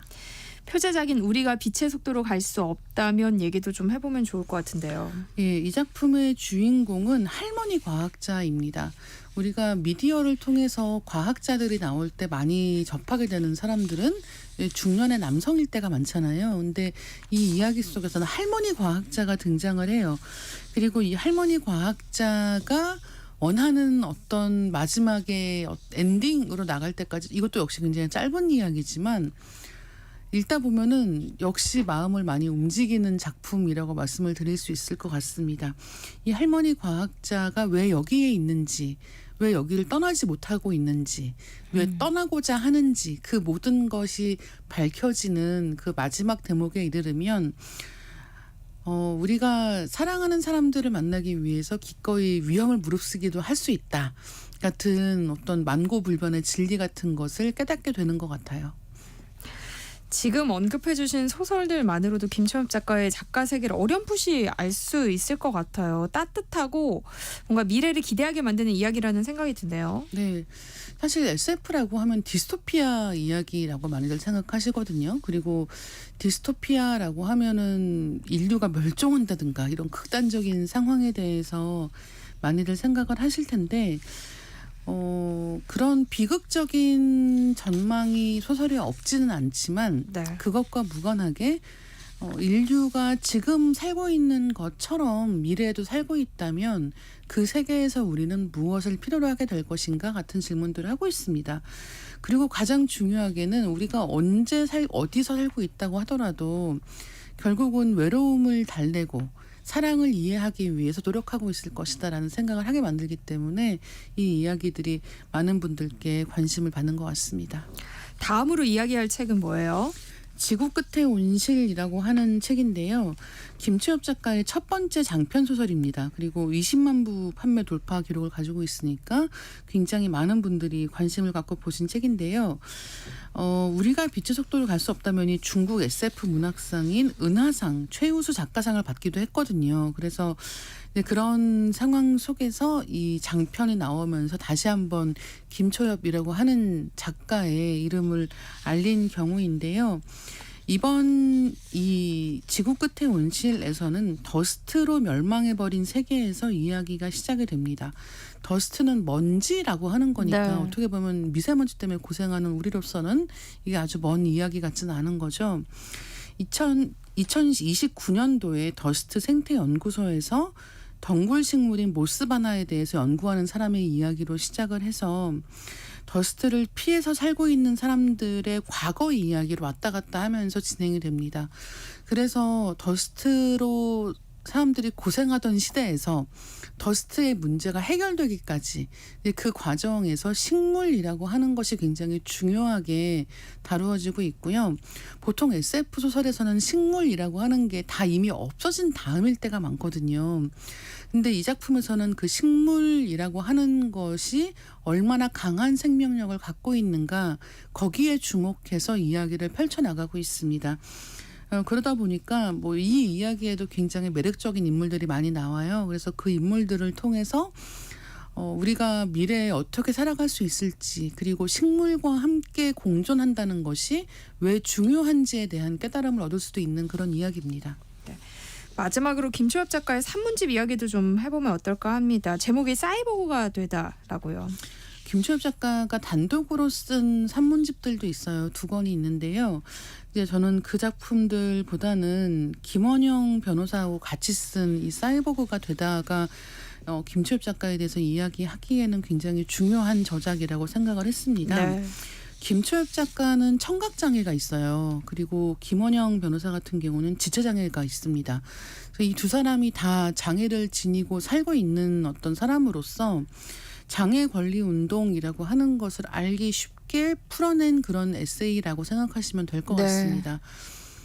우리가 장애에 대해서 모르는 게 너무 많은 거예요. 그리고 그 모른다라는 게 어떤 뜻인지에 대해서 생각해 보게 만드는데요. 예를 들면 미디어에서는 장애를 극복한 이야기를 굉장히 매력적이고 감동적으로 보여주는 경우가 많단 말이죠. 네. 그런 이야기가 뭐 드라마나 애니메이션의 어떤 소재가 되기도 하고 그런데요. 사실은 누군가의 장애는 다른 사람들의 인생에 영감이 되어주는 소재거리가 될 수가 없단 말이죠. 누군가의 엄연한 인생이지 않습니까? 네. 그래서 그런 여러 가지 면에서 장애라고 하는 것을 장애 당사자의 입장에서 여러 가지 측면을 통해 알 수 있게 만든다는 것, 그리고 영화나 드라마, 책을 통해서 우리가 공감할 수 있는 여러 가지 이야기들을 발굴하고 들려준다는 점에서 이 에세이집이 굉장히 좋습니다. 장애에 대해서 현실적인 질문을 던지면서 상상 속 세계에 대해서도 적극적으로 이야기하고 있다는 느낌이 드네요. 그렇죠. 왜냐하면 기술이 발달하면 아무래도 장애가 점점 덜 불편한 방식으로 살아갈 수 있는 기술들도 같이 개발되게 되지 않겠습니까? 네. 그래서 이를테면 포스트 휴먼, 트랜스 휴먼 이런 식의 개념들도 등장하고 있단 말이에요. 그러면은 기술이 발달되면 장애는 없던 것이 될 것이냐라는 질문을 던지는 거죠. 네. 그렇지 않다는 거예요. 그리고 이 장애인과 비장애인의 문제를 이야기를 할 때 결국은 이 사람들의 인식이 얼마나 중요한가 하는 생각을 하게 되는데 그 인식을 바꾸기 위해서 이 두 작가가 굉장히 노력하고 있습니다. 오늘은 김초엽 작가에 대해서 이야기 나눠봤는데요. 다음 주 월요일에도 이다희 기자가 찍어놓은 북마크 공유해드리겠습니다. 오늘 말씀 고맙습니다. 네, 감사합니다. 네, 김초엽 작가님이 한 인터뷰에서 좋아하는 곡이라고 밝히셨대요. 키라라의 블리자드 듣고 커피로 맛보는 역사 코너로 저는 다시 돌아오겠습니다.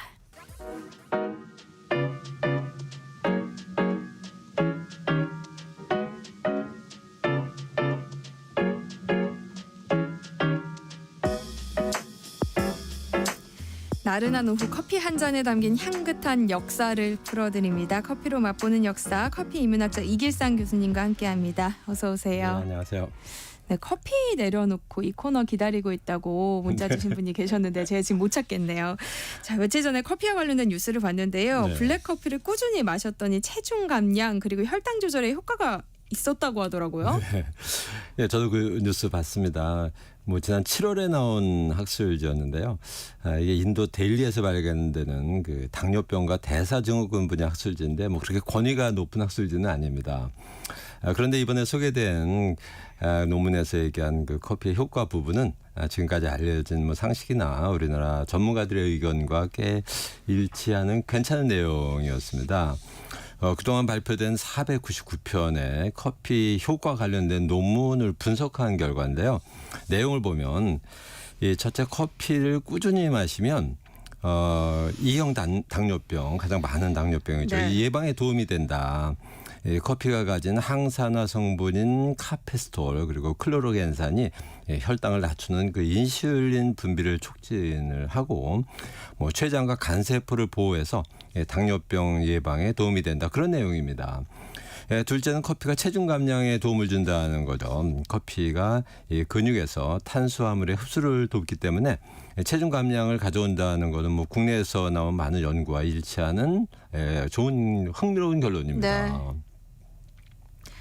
그런데 아무 커피나 마셔도 되는 거예요? 절대 아닙니다. 아니에요? 예, 반드시 블랙커피여야 합니다. 이 블랙커피 한 잔에는 불과 5칼로리 미만의 열량이 들어있는데요. 이 설탕이나 프림이 들어간 커피에는 엄청난 열량이 들어있죠. 절대 안 됩니다. 전에도 말씀드렸듯이 하루 2-3잔 정도의 아메리카노나 뭐 드립 커피를 꾸준히 마셔야 효과가 있습니다. 적게 마시면 효과가 없고 많이 마시면 부작용이 큽니다. 네. 예, 그리고 뭐 위염이나 위궤양이 있으면 그런 분은 절제하는 게 맞고요. 커피는 좋다 나쁘다 참 말이 많은 음료인데도 네네. 이렇게 유행하는 건 왜 그런 걸까요? 네, 제가 생각하기에 이 커피를 싫어하는 이유는 사실 몇 가지가 안 되는데요. 커피를 좋아하는 이유는 수백 가지가 되니까 그런 것 같아요. 뭐 기분이 우울해서 마시고 피곤해서 마시고 뭐 향이 좋아서 마시고 친구와 함께라서 마시고 뭐 공부하려고 마시고 일하려고 마시고 뭐 카페 분위기가 좋아서 마시고 뭐 등등 수도 없이 많죠.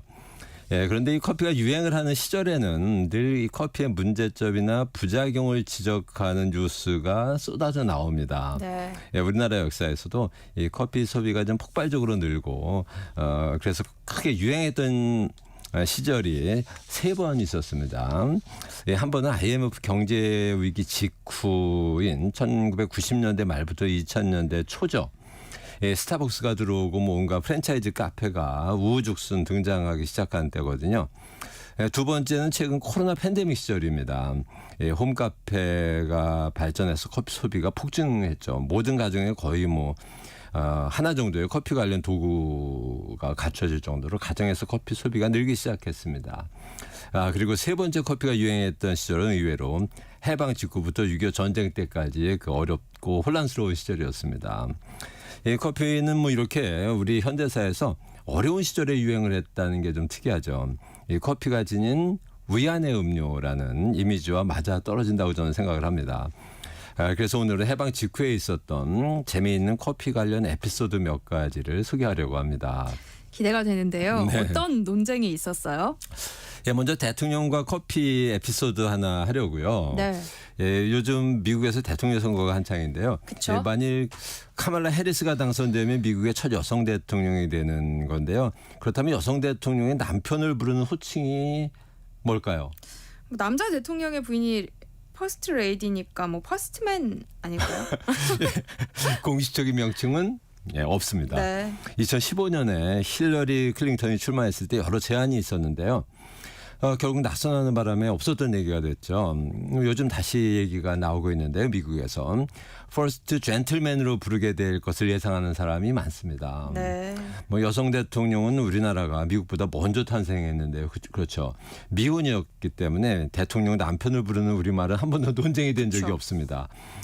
뭐 여사의 반대말이니까 뭐 남사? 그것도 좀 이상하죠. 어쨌든 없습니다.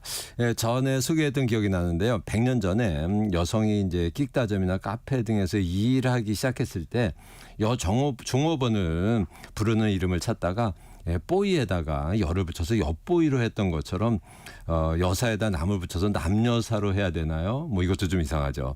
예, 결혼한 여성 대통령이 우리나라에 언제 나타날지 그 남편을 뭐라 부를지 궁금합니다. 예, 뭐 다시 본론으로 돌아가서요. 우리나라 첫 퍼스트 레이디의 국적 아세요? 첫 영부인이요. 이승만 대통령의 부인 프란체스카 여사 말씀이시죠? 네, 맞습니다.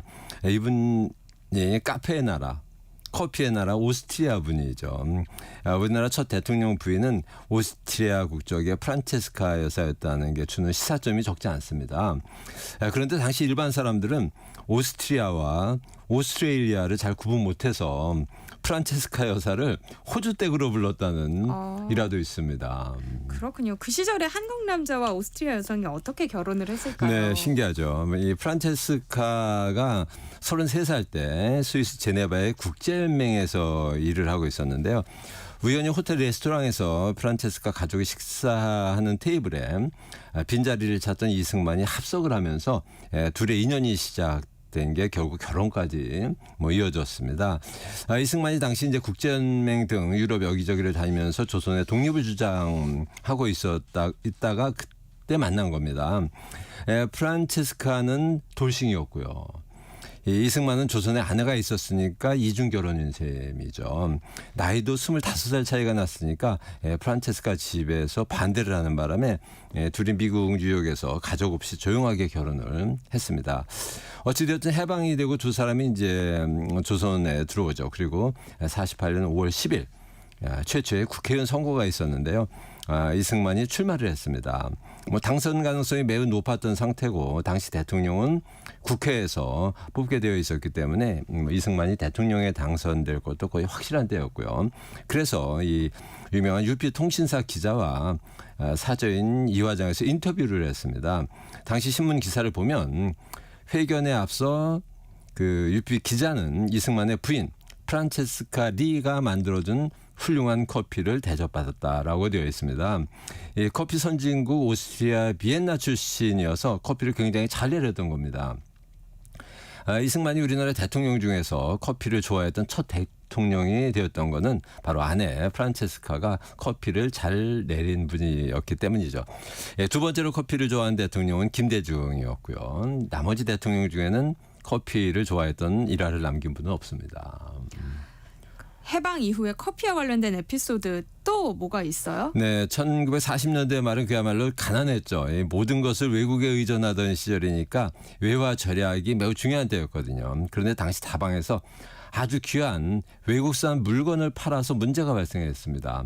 다방에서 판 그 음료수가 아닌 먹거리였는데요.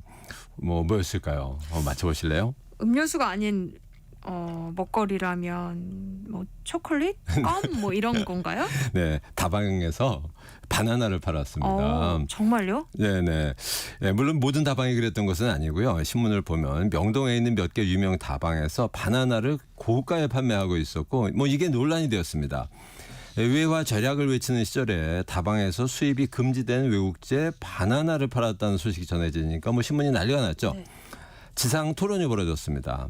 재미있는 거는 재무부 세관국장과 이 공보처 공보국장이 의견이 둘이 달라서 토론을 벌였다는 거죠.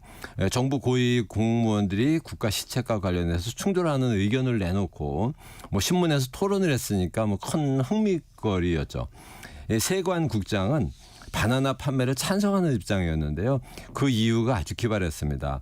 다방에서 바나나 파는 것을 왜 찬성했을까요? 그러니까 당시에는 바나나 수입이 불법이었는데 네. 세관국장은 이걸 찬성했다는 거잖아요. 네네. 수입하는 걸. 네. 왜 그랬을까요? 네, 신문에 난 그 세관국장의 표현을 그대로 읽어보면요. 재미있습니다. 장차 국제무대에서 활약할 우리나라 외교관들이 바나나가 무엇인지 몰라서 껍질까지 먹는 일이 없도록 해야 하고 바나나 맛을 알아야 한다. 그렇기 때문에 정식 수입은 못하더라도 휴대품으로 들여오든지 세관의 눈을 속여 들여오는 것을 반대할 이유는 없다. 이렇게 말했습니다. 매우 재미있는 세관국장이었습니다. 그렇네요. 그럼 반대를 하던 공보국장은 뭐라고 말했어요? 네, 듣고 있던 이 공보국장은 이렇게 반박을 하죠. 바나나를 먹을 줄 몰라서 외교를 못한다는 것은 되지 않는 말이다. 외화 절약 국민운동은 빈부 귀천을 막론하고 다 같이 해야 할 일이다. 바나나는 지금 먹을 때가 아니다. 이렇게 반박을 했습니다. 내용이 재미있는 것도 그렇지만 고위 공직자들이 자기 주장을 펴면서 토론하는 문화, 나름 신선한 측면도 있습니다. 다방에 얽힌 이야기가 많네요. 네. 또 어떤 에피소드가 있나요? 네, 정부 수립 초기에는 다방에서 이상한 영업을 하는 사람들이 있어서 좀 시끄러웠던 적이 있는데요. 다방에서 커피를 마시는 것이 아니라 커피를 앞에 놓고 이상한 영업을 하는 사람들이 문제가 되었는데요. 다방에서 영업을 하다 잡혀간 사람들, 어떤 사람들? 일일까요? 뭐 예전에는 왜 다방이나 지하철에서 껌이나 뭐 생필품 네, 뭐 이런 네. 것들 팔던 사람들이 기억이 나긴 하는데 요즘엔 또 잘 안 보이더라고요. 네네. 당시에도 이런 물건을 좀 강매하던 사람들 아니었을까요? 네, 뭐 그런 사람들이 있었죠. 네. 그런데 당시에는 뭐 서로 먹고 살기 어려우니까 뭐 그런 사람들을 잡아가지는 않았습니다. 네. 뭐 요즘에는 이제 도시 이미지를 훼손하기도 하고 또 시민들이 싫어하니까 거의 자발적으로 이제 안 하는 분위기죠. 예, 당시에 다방에서 물건을 팔아서 다방에서 이 영업을 해서 문제되었던 사람들은 그런 물건 파는 잡상인이 아니라 무당이나 점쟁이였습니다. 그런 분들이 다방에서 영업을 했다는 말씀이세요? 네네. 뭐 요즘에는 사주 카페라고 해서 아예 개인의 운수 같은 것을 봐주는 뭐 전문 영업 장소가 많이 생겼잖아요. 커피를 파는지는 잘 모르겠네요. 저는 가보지 않았는데 이 사주 카페에서 커피도 파나요? 카페인데? 저도 가보지도 않았지만 팔지 않을까요? 잘 모르겠네요. 이 당시에는 이 무당이나 점쟁이들이 사람이 많이 모이고 또 오래 앉아서 버티는 이 다방을 찾아다니면서 커피 한 잔 시켜놓고 사람들에게 점을 쳐주고 돈을 받아서 문제가 되었습니다. 뭐 주인 입장에서는 커피를 시켰으니까 쫓아낼 수도 없고 또 단골 손님들 중에 돈 내고 점을 봐달라는 사람도 있으니까 뭐라 또 하기도 힘들었던 거죠. 당시에 모든 게 불안정하고 불안한 사회상을 반영해서 이런 점성가들이 유행을 했고요. 이런 점쟁이나 무당들이 즐겨 찾던 곳이 다방이었습니다. 할 일 없는 사람들이 많이 앉아있는 곳이었으니까 뭐 그런 거죠. 이들 무당이나 점쟁이들은 개인의 운명이나 그냥 사주팔자를 봐주는 곳에서 뭐 끝냈으면 괜찮은데 이 사람들이 남북 통일이나 뭐 전쟁을 예언하고 뭐 선거 예측을 하고 뭐 그랬답니다. 네. 그러니까 1949년 8월에 정부가 각 지방 경찰서에 특별 시달을 해서 다방에 나타나서 영업을 하는 이들 무당 점쟁이들을 소탕하라고 지시를 내립니다. 이 당시 경찰의 시달 내용을 보면 이들 무당이나 점쟁이들을 정부와 민중을 이반케 하는 반역 도배들이라고 이렇게 험하게 불렀습니다. 이 사람들이 뭐 정치인과 정부 정책을 비방하고 세상을 좀 불안하게 하는 얘기를 많이 했다는 거죠. 이 유언별을 뻗들인다고 해서 이 다방에 출입하는 무당 점쟁이를 모두 잡아들이라고 지시를 한 겁니다. 당시 다방에 대한 이미지가 좋진 않았겠어요. 네, 뭐 그런 거 이외에도 다방에서는 뭐 온갖 치정 사건, 뭐 인질극, 뭐 이런 게 많았으니까 당연히 뭐 청소년의 다방 출입은 금지됐고, 뭐 뭔가 안 좋은 장소로 변해가고 있었습니다. 당시 신문 기사를 보면 다방에 대해서 좋지 않은 표현들이 굉장히 많았습니다. 다방은 잡담 패설로 귀중한 시간을 허송하는 사람들이 모이는 곳, 뭐 개인이나 단체를 중상모략함으로써 쾌재를 부르는 족속이 모이는 곳, 뭐 문화인의 긍지를 잃고 감상에 도취하여 시간을 허비하는 사람이 넘치는 곳, 뭐 이런 표현들이 넘쳐나기 시작을 했습니다. 뭐 이런 표현도 종종 보였는데요. 여남 동등 시대, 남녀 동등 시대가 아니라 여남 동등 시대를 뽐내는 흡연 여성들이 넘치는 곳. 왜냐하면 당시 여성들이 길거리나 밖에서 흡연이 어려우니까 다방 구석에서 굉장히 어색하게 담배를 피우던 시절입니다. 그런데 당시 다방 메뉴에 보면 아주 특이한 이름의 음료가 하나 등장했습니다. 아카데미 차라는 것인데요. 아카데미요? 아카데미 차죠. 뭐 지식인들이 마시는 차 뭐 이런 거예요? 정부 수립 당시 이제 다방 커피는 한 잔에 50원에서 출발을 해서 점차 올라서 1년 사이에 4배, 2년 사이에 8배까지 올랐습니다. 그러니까 이 정부에서는 외화 절약, 뭐 외제 물품 배교 운동을 벌이고 또 다방에서는 이제 커피 재료를 구하기 힘드니까 커피 대신 내놓은 새로운 메뉴 하나가 아카데미 차였습니다. 국산 생강으로 만든 생강차였는데요. 이름을 아카데미 차로 불렀던 겁니다. 뭐 지금 생강차라고 부르는데 당시에는 그렇게 불렀죠. 뭐 좀 더 있어 보이게 하려고 영어 표현 중에 괜찮은 단어를 뭐 집어넣은 것 같습니다. 그렇게 생강차가 처음에는 아카데미 차로 우리나라 다방에 등장을 했습니다. 잘 연결은 안 지어지는 이름이네요. 네, 어려운 네. 이름이에요. 네. 참 어려운 시절이었어요. 네, 커피와 다방 이야기 속에서도 당시의 어려움이 여러 가지로 느껴지죠. 뭐 한 가지 더 얘기하면요, 1948년 5월에 있었던 국회의원 총선거 그리고 대통령 선거를 통해서 새롭게 정부가 탄생하게 되는데요. 이것을 감시하는 유엔 위원단이 우리나라에 왔습니다. 9개 국가로 구성된 위원단이었는데요. 9개 국가 중에는 뭐 캐나다, 중국, 프랑스, 호주, 정도는 뭐 그때나 지금이나 누구나 아는 큰 나라였는데 나머지 5개 나라는 좀 아니었습니다. 유엔에서 파견하는 감시위원단에 속한 나라면은 잘 알려진 나라였겠죠. 네, 뭐 그럴 것 같은데 다 네. 그렇지는 않았습니다. 어디였냐 하면요. 첫 번째는 우크라이나였습니다. 네, 당시 소련 연방의 하나였는데 별도의 국가로 인정받아서 위원단의 하나로 우리나라를 감독하러 대표를 파견을 했습니다. 75년이 지난 지금 러시아와 전쟁을 하고 있죠. 당시에는 우리나라의 선거를 감독하러 왔던 나라입니다. 둘째는 미국의 식민지로 있다가 1946년 7월에 우리보다 조금 먼저 독립을 한 필리핀이었습니다. 필리핀의 독립과 뭐 선거위원단 참여는 당시 우리나라 사람들에게는 정말 부러운 일이었습니다. 지금은 뭐 아시아 최빈국 중 하나죠, 그죠? 세 번째는 시리아입니다.